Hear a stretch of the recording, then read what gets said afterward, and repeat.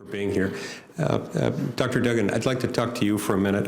You've written, along with David Otter, about the role that private disability insurance might be able to play in alleviating some of the pressure that's currently brought to bear on the SSDI program.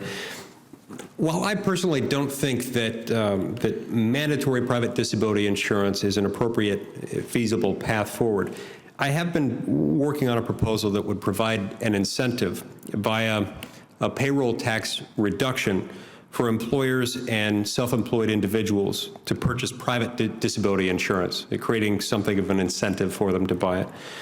Relative to your proposal of universal private disability insurance, I'd love to get your perspective on an incentivized employer option to provide private disability insurance for 2 years of insurance coverage at 50% of, at a rate of 50% of a covered individual's income. The incentive would be a reduction in payroll tax liability by 0.25 percentage points of the employer side payroll taxes, would last no longer than 2 years, and may require medical treatments for plan participants if such treatments may provide the may improve the individual's ability to work. Can I just get your thoughts on that, or whether you think that would help? So I think, yeah, David Otter and I, Professor Otter and I put together a proposal that involved private disability insurers, partly because private disability insurers are able to move away from a sort of one-size-fits-all approach and instead tailor somewhat whatever interventions they make with individuals to the specifics of the person. So to give you a sense, so what we had in mind, just to give you a quick recap and then to connect to yours, is the idea that the private disability insurer would have a vast amount of experience with getting people back to work, covering people, let's say, for disabilities that they incur, but helping them get back to work and working with the employer, because both then the private disability insurer and the employer have skin in the game to some extent to get this person, to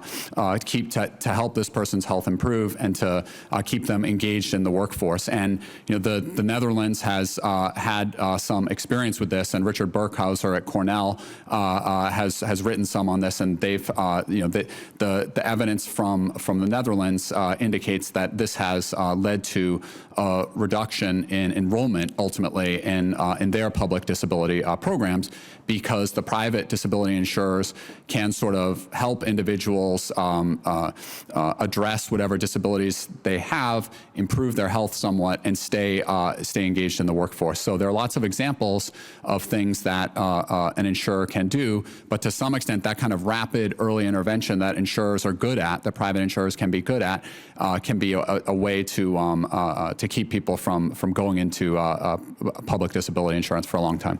Okay, so you think there's a possibility this kind of thing could work? You provide some incentive for the employer or for self-employed individuals that might help? Yes, I mean with something like this, the devil's in the details. Right. But I think the part of the reason that Otter and I looked into that was based on our own research and reading of the research out there, was that this would be a good way to stem flows to the program by moving away from somewhat of a one-size-fits-all approach. Right.